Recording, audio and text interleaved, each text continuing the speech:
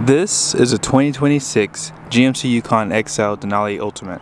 And in this video, I'm going to show you guys all the updates they did to this SUV. I borrowed it from Jerry Seiner GMC here in South Jordan, Utah. Be sure to ask for Frank P. Let's go ahead and check out the window sticker so you guys can see the options and features on this build. At the very top is the description with the colors and interior. And then this is a short listing of the standard features. Be sure to pause to see more. Base price comes in at $104,800. Then here are all the options. So this does have the front brake kit for $3,750, catback performance exhaust, night vision, illumination package, performance air intake, volcanic red tint coat.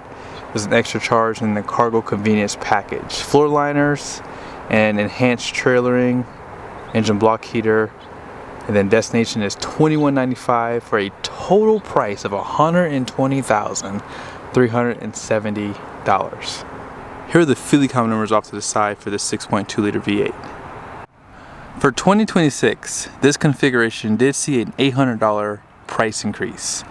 So nothing's really new, obviously, because they refreshed this last year. Now, they do have some new packages. They have a new black package, also a bright package. So if you're into chrome, they have that. Now they did have that Nightfall black package for 2025. The only difference was it didn't have the 24-inch wheels, so you can now get a full blackout for the wheels. Although I will say, the wheels on here now are perfect. Now, because they refreshed this, again, there's no changes to this SUV, but I still like what they've done. And when you get the Ultimate, you get the Vader Chrome in the center with the black surround for the grille. New headlight design. You have this triple beam projector, LED fog lights, front parking sensors. More of that Vader Chrome in black with a little bit of satin. A lot going on the front end. Adaptive cruise control, front camera. And then this one does have air suspension too. Independent front suspension, double wishbone, and then here are the tires. These are the Bridgestone Elenza 285/40 24-inch wheel, 6-lug 4-piston brake. Now obviously if you want the 22s, those still are available, but here's what I'll tell you: buy them after the sale because you can sell these for more money. As you scoot back, you'll see some more Vader Chrome. You can see those power deployable running boards. Now if you get that Nightfall package, it will black out the mirror caps for you too and all the badging. And those running boards do have the perimeter lighting down below.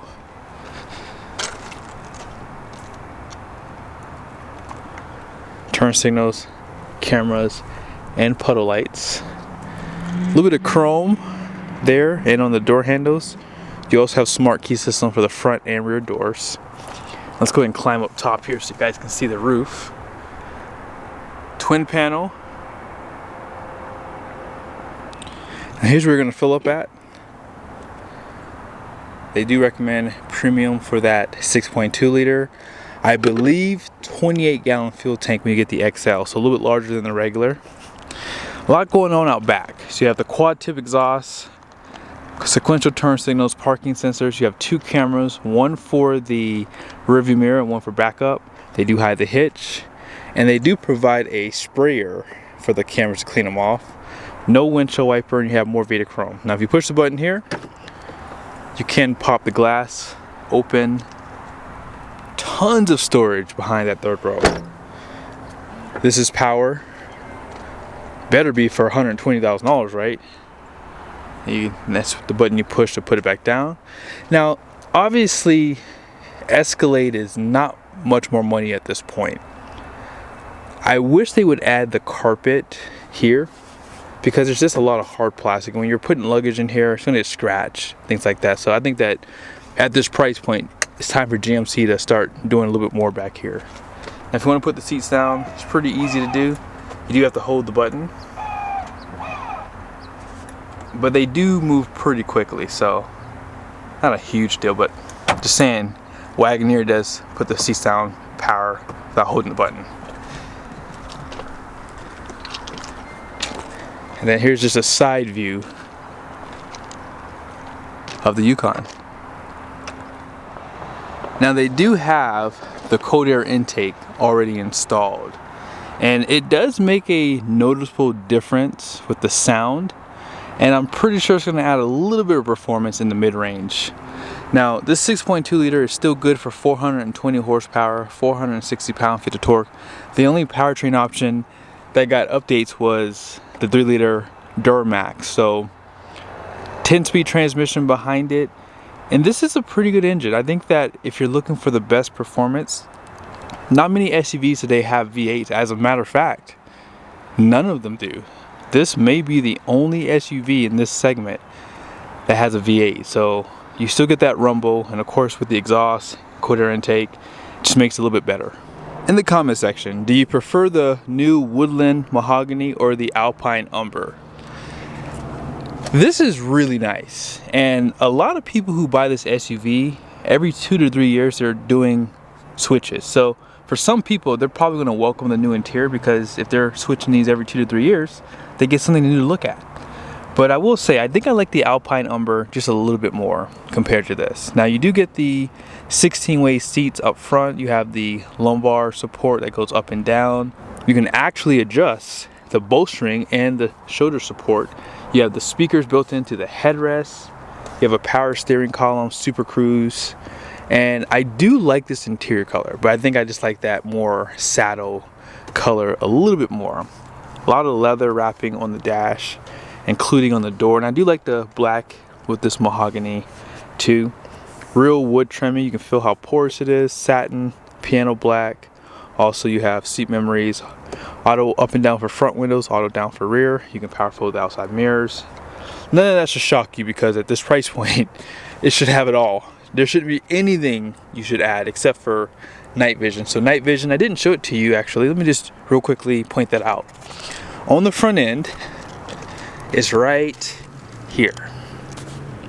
So that's your night vision. And here's the passenger side. No seat memories, which I would like to see. Love the stitch pattern that they give you right there.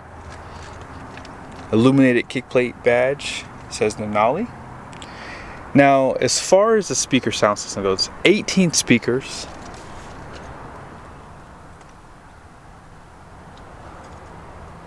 Premium materials on the dash. Ultimate badge, and you do have some storage right there. More of that wood trimming with the Denali mountain design, I'm assuming. This is all hard plastic, by the way. But on the side here, they did a good job on this interior. 16-way seat on the passenger side. And then out back,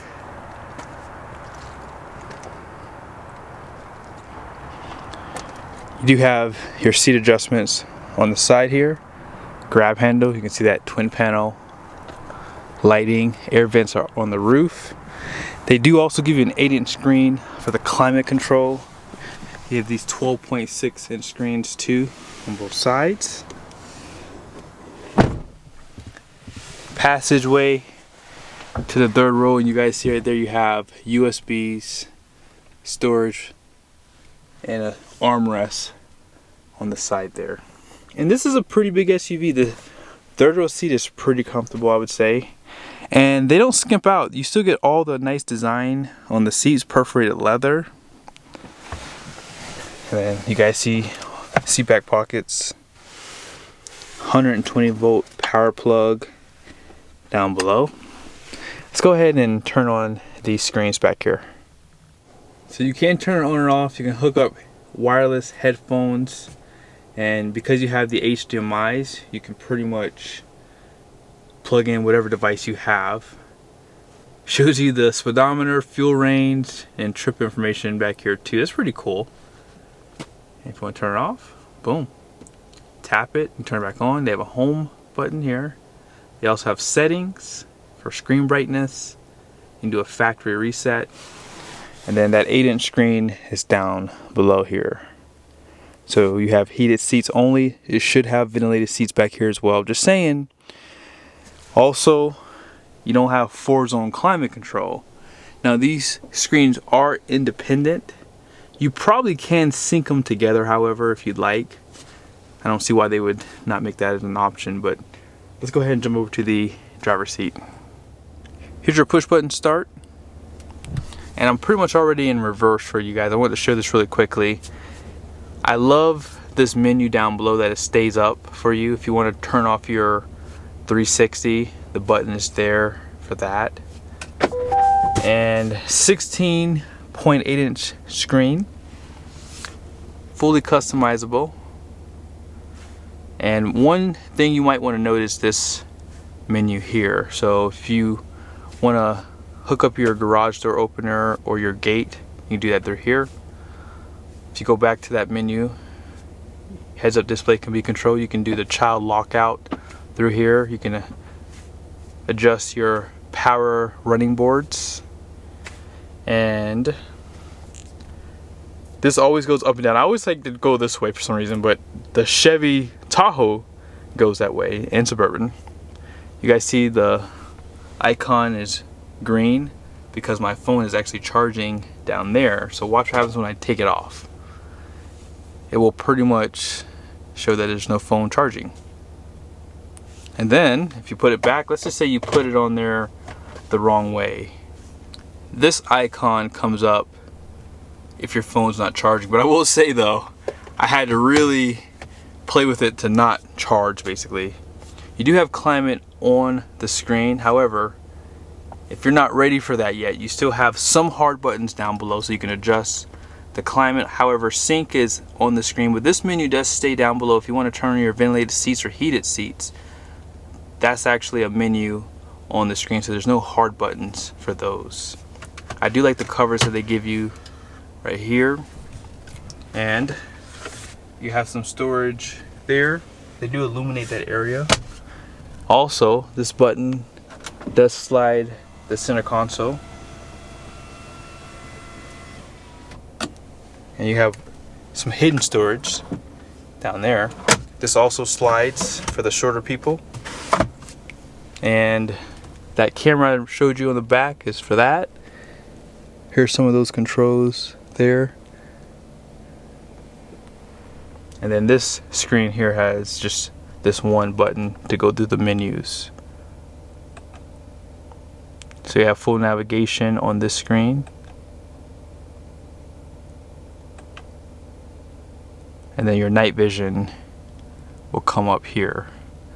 This is a little disappointing for the price point. You would think they would give you a larger display for that, but that's all they give you.